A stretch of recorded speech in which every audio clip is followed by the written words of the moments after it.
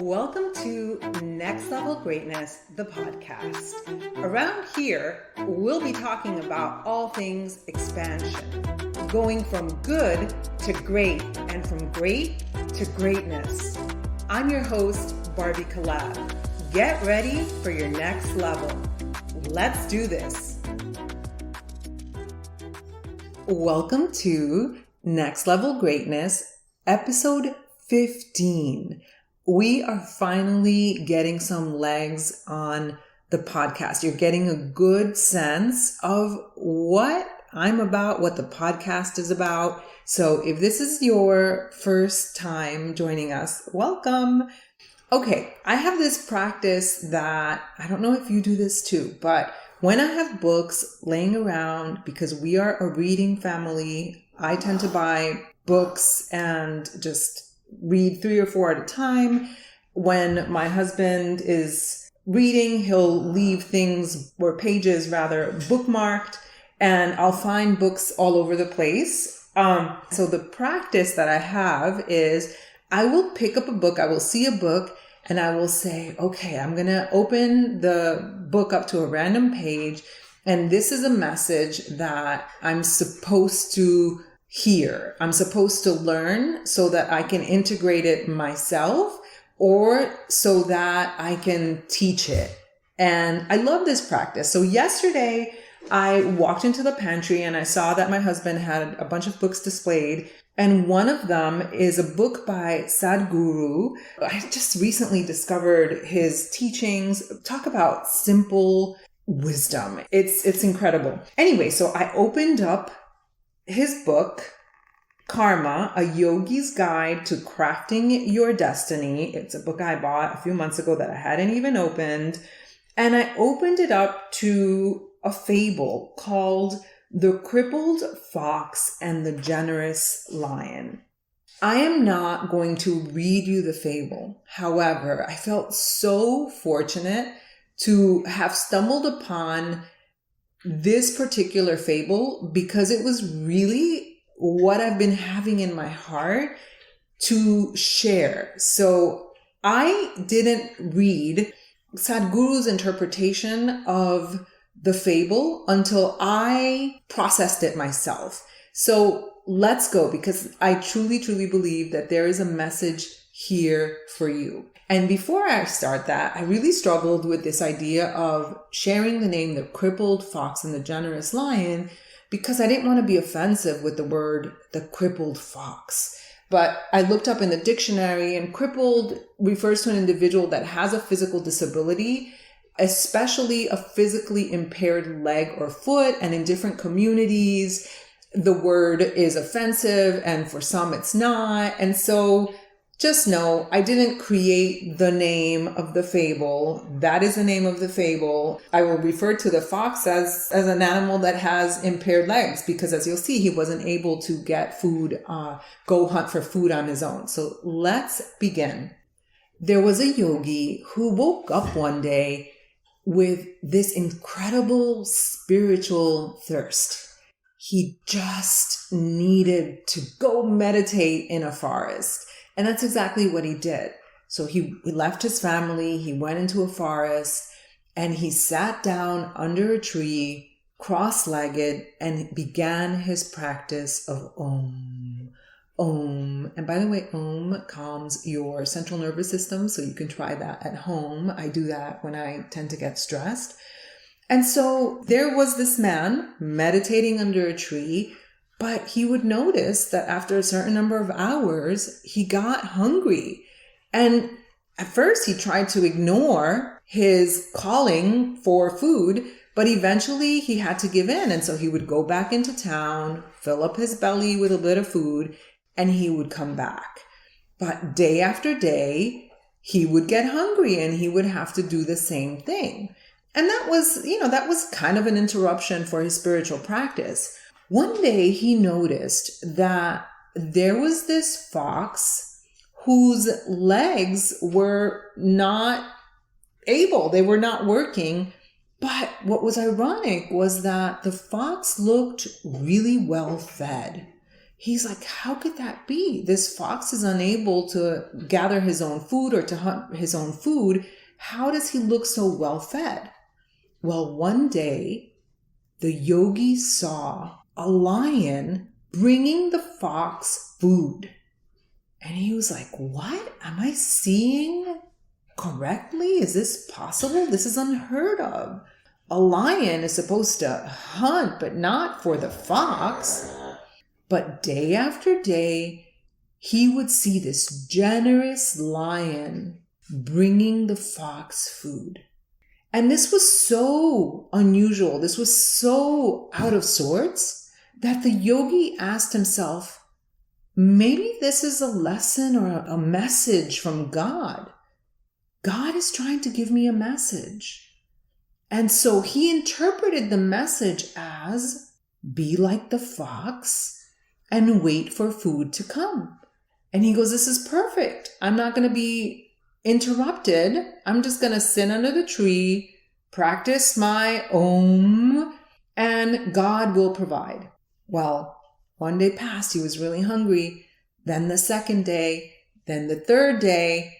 By the fourth day, the yogi was starving. A few more days, he wasn't going to make it. I mean, he actually was on the verge of death. Luckily, another yogi passed by and he said, you look awful. What's wrong?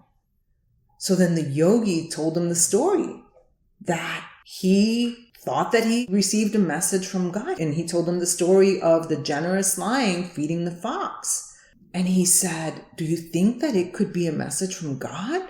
And the yogi said, yeah, I think it could be a message from God. But why did you choose to imitate a crippled fox rather than a generous lion? Wow. And that is how the fable ends. And I love this so much because if you have been listening to my podcast for any number of episodes, I am constantly talking about the endless possibilities that are available to us in the universe, in the world, regardless. This is not a story about God. This is a story about the possibilities that exist and that are available to us, but we tend to focus on the negative. We tend to focus on the limitations. So here was this yogi that could have seen this amazing and miraculous and unusual example of a lion being generous and feeding someone that was not able, a fox that was unable. Why didn't the man choose to be like the generous lion? Where in our lives, or where in your life, are you choosing to play, in some cases, the victim? Where in your life are you choosing to play the role of victim when you could be the victor? Where you could be someone that is generous, that is helping other people, and instead, we are looking for examples of reasons that we're going to fail, that things are not going to work out for us. I see it so much. And of course, we're going to see it more and more. Why do I say that? Because obviously the inflation, I mean, we know that people are needing, in the United States, people are needing $5,000 to make $5,000 more so that it will be the equivalent of whatever it was that they made last year. So you would be justified in seeing yourself as a victim of circumstance. But is this the role that we want to play? If we know that there are limitless possibilities of everything, there are limitless possibilities of how we can interpret a situation, how we can see ourselves, how when we wake up, we can be the kind of person that even if our circumstances on the outside may not look good, we can shift and guide and manage our internal world. This is the PhD professor coming in inside me, but I wanted to to share a little paragraph of Sadhguru's book. And I quote, "Most people live in states of great inner tumult because they believe a God up there or others around them are responsible for their lives. However, the moment you see, quote, my ability to respond is limitless, end quote, things settle. You have now shifted the source of creation from heaven to within." Now, it doesn't matter whether you have confirmed tickets to heaven. Once you know the source of life is throbbing within you, those tickets are quite irrelevant. Listen, I am not here to tell you this is not a religious conversation, right? I know that I have a lot of followers who are believers and some who may not be, some who may be indifferent.